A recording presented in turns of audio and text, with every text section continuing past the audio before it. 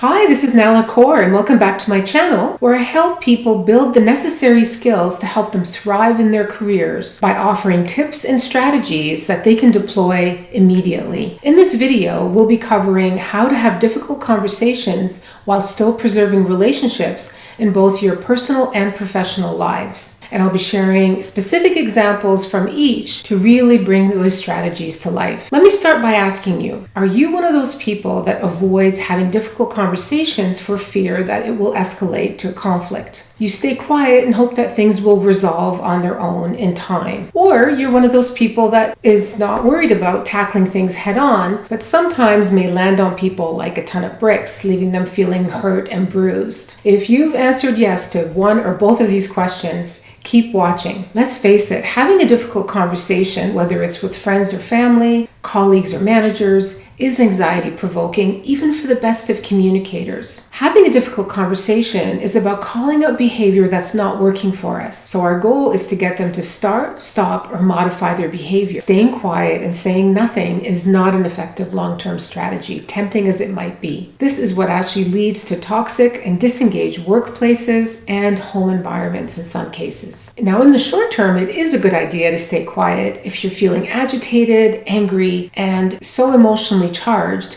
that you will need to give yourself a timeout in order to recompose yourself. This is crucial because we do most of our relationship damage when we lash out impulsively and say and do things that we know we will regret later. So strategy number one is to get calm. Do whatever it takes to get there. Go for a walk, listen to music, go to a quiet place, reflect, and journal. It takes at least 20 minutes for your brain to decompress from that agitated state so that you can recompose yourself and think more clearly. Your goal here is to think about what you're feeling, why you're feeling that way, and how to try to articulate that to other people so that you can be heard. For example, let me share with you a personal experience that I think plays out in many households across the country, if not the globe. After a long, hard day's work, I come home to prepare a nice meal for the family, and at the end of the meal, everyone scatters from the kitchen, leaving me with the mess. Does that sound familiar? This becomes a pattern of behavior I don't appreciate, and unless I call it out, it may not necessarily change on its own. I can do the dishes if I want to keep the peace, but that's not really the issue, is it? Upon reflection, I start to feel like I'm being taken advantage of because here I am carrying the heaviest load, managing the household while working full-time, not getting the help that I expect and need. And so without addressing this, my resentment and hurt will build over time. And as much as I wish that they would get it and figure it out on their own, more than likely this is not going to be the case. Now, if I don't get calm, I may react impulsively and yell at them to come downstairs and help me clean up. This in turn may cause them to become angry and resentful because I just yelled at them. Or if I'm being passive aggressive, I might sulk and give everyone the silent treatment, slamming pots and pans in the dishwasher, grumbling under my breath how ungrateful they all are. This is not helpful either. It might be obvious to us how others should behave, but it isn't obvious to them. So we have to be very explicit about what's going on for us and what our needs and wants are. So that leads to strategy number two. State clearly and simply what it is that you're feeling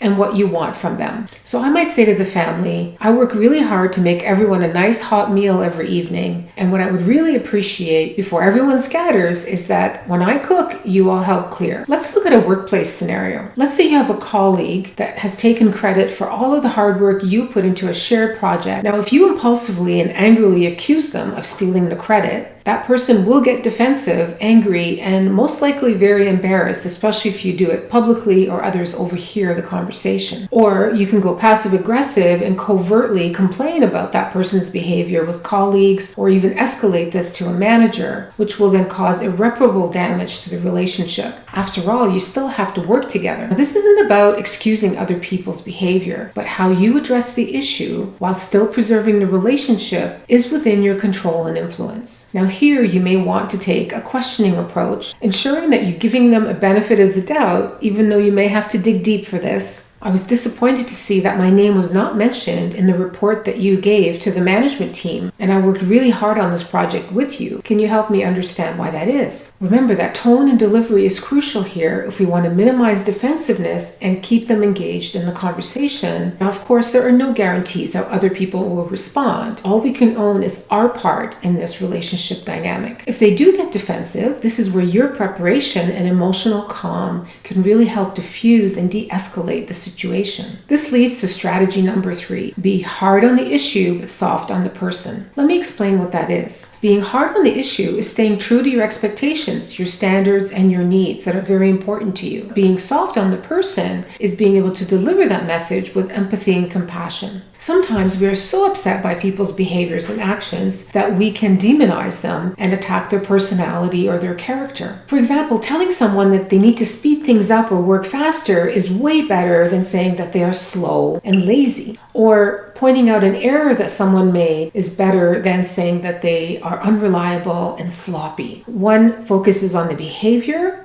and trying to rectify the issue. The other is more of a personal attack, which will again guarantee that they are going to get defensive. Shame and blame rarely get the desired outcome, and in fact often cause withdrawal, attack, and sometimes deep hostilities if the issues remain unresolved. If we go back to my chores example for a minute, my family will most likely push back, saying that they're tired from a long day of school, that they have homework, they have music lessons, they want to take a break. Of course, these are all deflection tactics and ones that we should expect.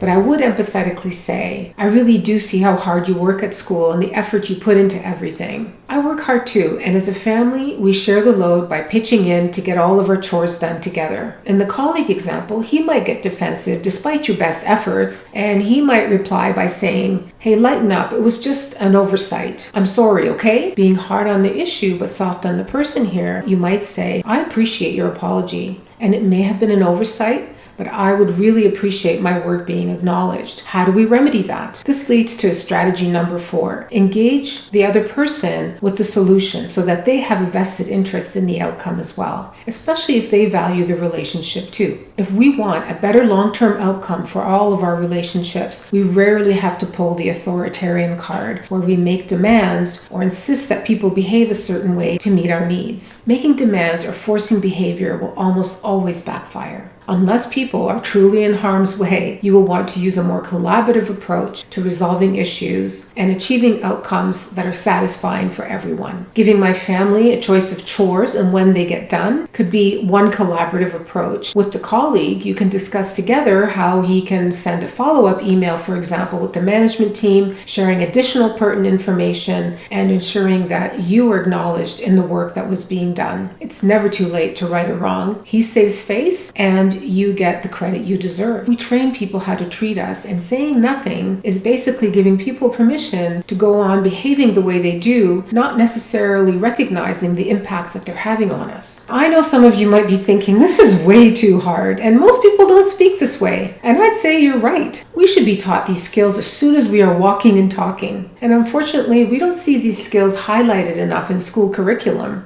And so we are left navigating these very difficult waters in some of our most important relationships as adults. Difficult conversations are called that for a reason. They are difficult. If we care about our most important relationships with family, friends, colleagues, and managers, we have to be the role models that we expect from other people in terms of their behavior. Lashing out or withdrawing on both sides are defense mechanisms that don't really lead to any kind of satisfying resolution. We can minimize these behaviors by getting calm through reflection and preparation, stating simply and clearly how we feel, why we feel that way, and what it is that we want from others. Being hard on the issue, but soft on the person. And lastly, engaging people in the solution by giving them a stake in the outcome. With thought, planning, and practice, you can learn to communicate more effectively, especially when tensions are high and difficult conversations need to be had. Your relationships will thank you for it. As a wise mystic poet said, raise your words, not your voice. It is rain that grows flowers, not thunder. I would love to hear about some of your difficult conversations and how you handled them. If you'd like more support from me on an individual or team level, my contact information will be shared at the end of this video. Please do feel free to share with others who you think could benefit from this content. Thank you for watching, and I will see you soon.